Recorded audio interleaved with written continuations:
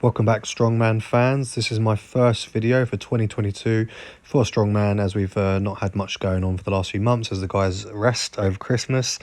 And we had our first event with Britain's Strongest Man from the Giants Live team, hosted in a sellout arena at Sheffield Arena with 7,000 fans, which was great to see. Finally, a proper event with fans and no more COVID bullshit. So we had 13 athletes originally put down for the competition, but 2 had to withdraw, that being Gavin Bilton and also Graham Hicks. So in total, we only had 11. So obviously these are the athletes coming up now who were in attendance. There was also some issues with injuries, which I'll get onto, with Luke Stoltman and also Desmond from Wales, obviously the Viking guy. They had to withdraw quite early on in the show due to injuries. We had Ryan England here, who's not actually competed for a while, so it's good to see a new athlete in the mix. And also Mark Steele, who some people may know from the past or you may not know, but obviously we'll cover him a little bit in the video. We've got Par here as well, Ireland's strongest man, and you'll find out he came second. And obviously here's where I've mentioned about Luke. So Luke was originally in it, and he's currently Europe's strongest man, but unfortunately had to withdraw, as did Desmond and Gavin Bilton. So a real shame that we didn't get to see all the athletes compete, especially at their best. But it's how it goes, and they've got to play it safe and make sure they don't make themselves worse. So as we know, Tom's the current British strongest man and also world's strongest man. So everyone was after him for that podium, including Par and also Adam Bishop, who won it the previous year in 2020 from before Tom. Anyway, let's get straight into the event. So event 1 was a 200 kilo shield carry. There's the winners there, the results. Obviously, so Tom, he won with a new world record. Par was second. Luke took the third place spot. So as usual, you know how I do things. I don't show you every segment, every athlete's performance. I usually show you the ones that I think were the most impressive, or perhaps ones with new athletes that you haven't really seen, or athletes we've not seen in a long time. So the first one here, you've got Par going head to head with obviously Andy Black, Scotland's strongest man. He's obviously a new strong man in the scene, but Par absolutely smashed it. He tore up that track, and he actually set initially a new world record, beating Mark Steele's previous world record, which was set at 60 meters. So Par actually got 62.15 meters, but sadly his new world record didn't last very long, because a very large Scottish man, i.e. Tom, was hungry to actually take that title from him and actually get the valuable points from the first event. So Mark was a bit disappointing. He had a little bit of a stumble and an issue, and obviously he didn't manage to recover too well from that. People did think he was the favourite for that one, because obviously he set the previous world record, but like I said, he wasn't able to do so. So it was between Par and Tom Stoltman. Obviously mentioned that Luke, who he was here performing fine at that point, he got third. But yeah, it was interesting one. Definitely a very difficult implement to use. Obviously having a long arms, a good wingspan really helps. You can see some of the shorter guys who didn't have arms that so long, they kind of struggled to get their arms around it. Some people were holding their hands together, others just had it fixed on, like you can see here with Adam and Tom. But Tom, yeah, he done it absolutely no problem at all. Absolutely smashed it, setting a new world record, taking the first place spot. Definitely showing everyone straight away, I'm here.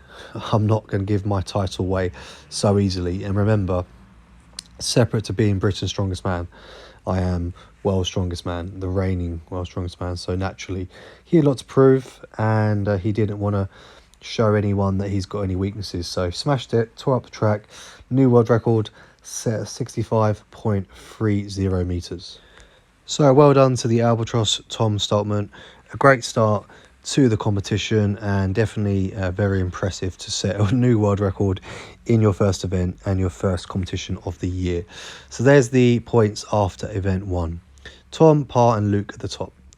The next event, so event 2, was the axle deadlift, and this is where athletes had a 360 kilo implement, and they had to do as many reps as possible in the time limit of 1 minute. And as you just saw there, it was Tom and Adam Bishop who took the most points for this event. Most athletes did get 4 reps, as you can see here with Shane Flowers. He and obviously Ryan England. They well, Shane got the 4. A couple others didn't get any at all, or 2. But obviously for Tom and Adam, they both got 6. The world record, by the way, for this one is 8 reps. Ryan unfortunately only managed to get the 1 rep. Obviously Shane, you could be a bit of a struggle here because he had a bit of blood coming out, so a bit of high blood pressure going on there. But fair play to the guy, you know, because like I'm going to get onto about him in an event that's coming after, shortly after this one. He's only been a competitive strongman for like 6 months or so. He's not been in the scene very long. He is England's strongest man. Obviously, don't get the mistake of UK strongest man, which is Gavin Bilton, or Britain's strongest man. No, it can get confusing. Different organisations and companies doing different competitions, etc. But Shane is a very formidable opponent. You know, he's young, he's new, he's hungry, and you know he's getting bigger and bigger and stronger every year. So I think there's a lot to come from him. 360 for 4 is still impressive, like most of the other seasoned athletes. That's what they got as well. Mark Felix, unfortunately, you know, I will say I haven't covered him too much in this video because yes, he's still a legend. He's really strong and impressive to be up there with people 20, 30 years younger than him.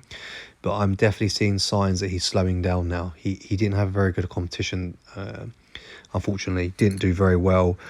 Definitely, you know, he even said in some interviews he just wasn't feeling it. And I think he might have been off a little bit, like maybe didn't peak very well. Could have been a bit tired, I don't know. But something wasn't quite right. But I hope it isn't age. But at the end of the day, he is 55. So, you know, to be at this level still is incredible. It's rare. And, you know, most athletes don't go past their 40s in this field. So this is obviously where Desmond, unfortunately, he doesn't have a great run here, and he withdraws after this event due to an injury. I don't know what the injury was. It wasn't disclosed. It might have been injury. It might have been just because, you know, something else was going on with him.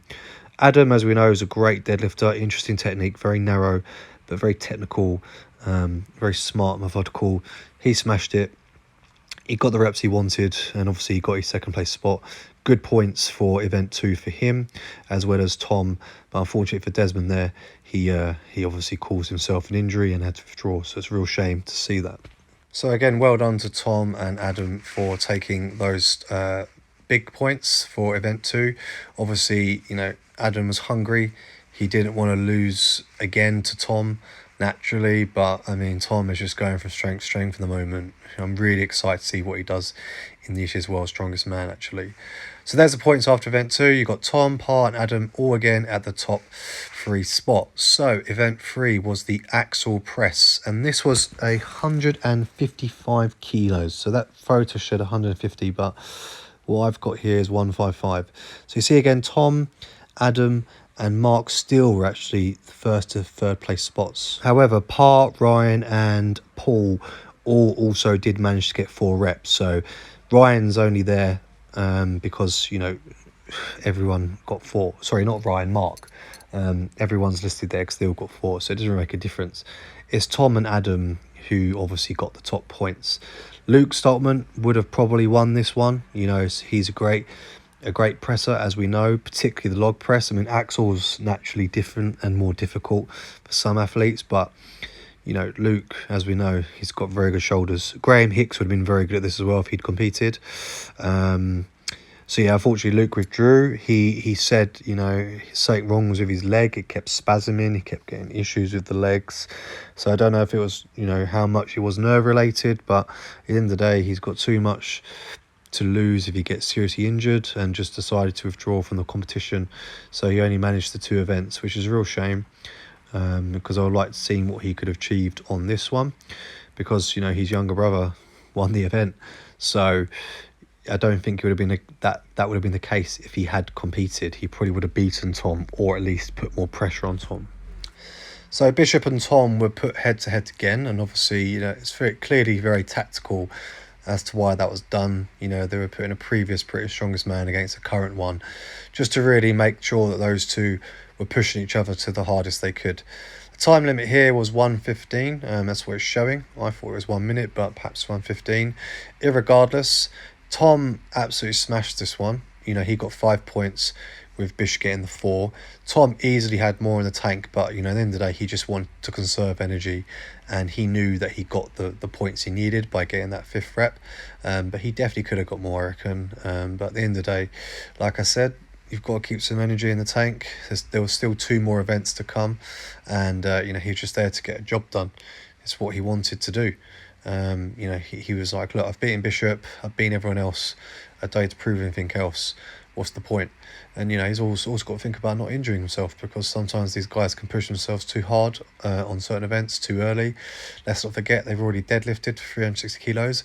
They've also carried a 200 kilo shield before this, and yes, they may train for it and the conditioning, but things are different on competition day. So you know, you want to be as careful and as smart as you can with it, and not force it. Obviously Bishop was hungry to try and get that 5th to tie for the points, but something happened to his shoulder. He mentioned about his clavicle, so obviously he was trying to be very cautious with that and not make anything worse. So, but fair play to him for getting the four reps at least, because you know, it's a heavy weight, let's face it. Anything over 100 kilos over your head is not easy, and to clean it from the floor as well is even more impressive. You ever try and clean 100 kilos, come back to me and tell me how it feels. You know, try and do 155 for reps. It's a completely different ball game. So all these guys, you know, in their own right, respect to them for the strength and power, and also the technique they've got to do it. Paul has an interesting technique. His split jerks a bit more of like Olympic lifting, but that's what works for him. So there are their points again. Tom, Pa and Adam all battling it out for first, second and third. But as you saw there, Tom was significantly ahead of Pa and Adam. Okay, so event 4, Sandbag over the bar. And this is a new one, by the way, guys and girls. It's one that actually Shane Flowers actually managed to win. So it's the first event that Tom Stoltman didn't win, and the first and only event that Shane Flowers performed so well. And he actually smashed it. He completely tore down that track. The bags were set between 18 all the way up to 28 kilos. The height they had to throw over was 15 feet, and also 60 seconds was the time limit that these chaps were given. And you know, apparently, I've never done it before, but apparently it's a very difficult event to do, and you know, Shane made it look completely easy. So it's a brand new event, not an easy one to do, and Shane made it like light work. So if he could just do that on a couple more events, he would have placed a lot higher in the overall standings. So, but it's impressive to see from him, and naturally for him, he must have felt very happy to do well and win one event, you know, in the Giants Live. It's particularly against people, you know, who are more experienced and have won major tournaments, such as World's Strongest Man or British Strongest Man previously.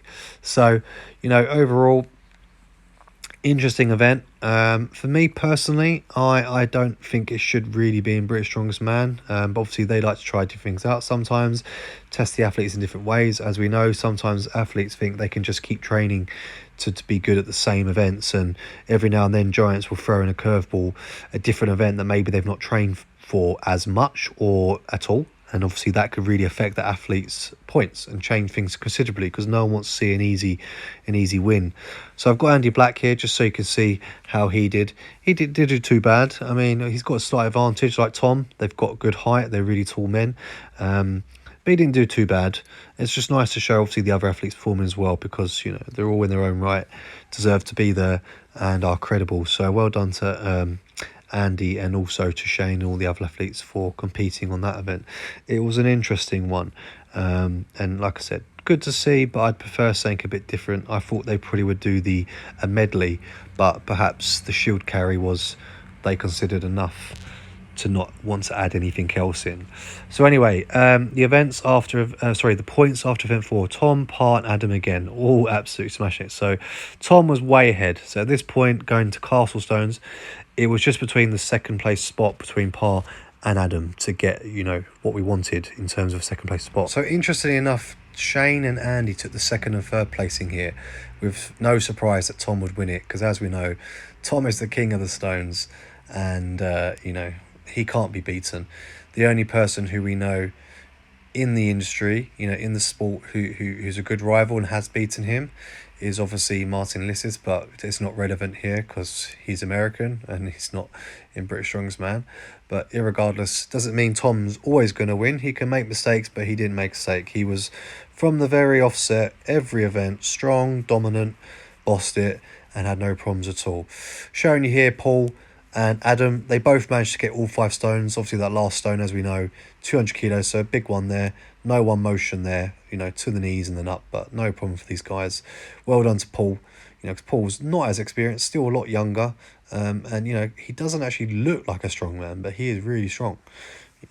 He's not the biggest, he's not the most athletic looking, but the guy is very technical and has a lot of raw power there. So well done to him and fair play, and you know, well done to Adam. Good time, but not quite good enough to get higher up, which is a shame, because if he got second or third, he would have beaten Par and got that second place spot. As a result of him, you know, placing where he did, he lost by 3 points to Par. But I really think that Par deserved to rank where he did. He was really strong. You know, he said, you know, I've worked my arse off for years and trained really hard for years, and I feel like I deserve to be on that podium, you know, and I would agree. His hard work has beaten talent, and his hard work has proven at a later time in his career. He's an older man, you know. He's not old, but he's certainly not as young as Tom, you know. And Tom's a tough guy to go against head to head. Tom's obviously one of the best ever to lift the stones. He's also, you know, quite a few years younger than Par, but Par is not too far behind him. It's not like Tom was completely dominating it from the offset, but it was quite clear to see that Tom was going to win it. Par, you know, I'm really pleased that he came second. Bishop obviously third, but Bishop naturally is probably starting to get a bit, how can I say, not disappointed but frustrated that he's not placing higher. And you know, he wants at least one more British Strongest Man trophy, which I think he can get, provided Tom doesn't keep improving like he is, because of the rate he's going. He's going to win every strongman competition there is, and I would like to see that, because obviously you've got the Arnolds as well and a few others. So anyway, they're the final results.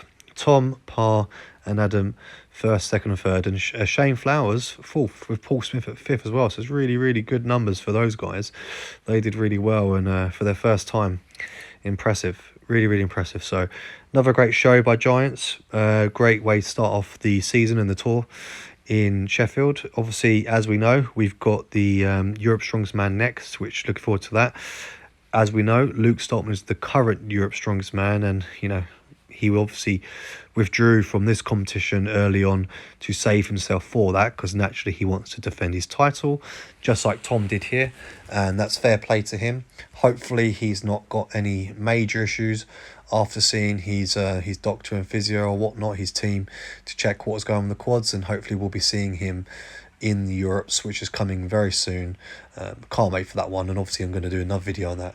So anyway guys, I hope you liked today's video. Let me know in the comment section below what you think about all the athletes who performed, you know, new, current and old, you know, because we had some old timers come back and obviously some newcomers. I loved it. I thought it was great, like I said, great to see a set-out tour. Would have loved to have been there. Really hoping I can go to one this year myself, fingers crossed. It'd be great to see, you know, everyone in action live. But yeah, let me know in the comment section below what you thought about British Strongest Man, and do you think that Bishop is going to win it, or is Tom now the dominant champion for the next couple of years, provided he doesn't get injured or he just decides he doesn't want to do it? Because, you know, he could skip it if he wants to. You know, he's won 2 now, so he doesn't really need to defend it. And, you know, it's good to be British Strongest Man, but I think he has more focus on the bigger comps, like, you know, World's Strongest Man and Arnold's. And, you know, he probably wants to take Europe's Strongest Man as well. You know, maybe his brother, who's the current champ, but Tom wants to win it all. So, you know, we'll see what happens for him, and obviously for Bishop as well.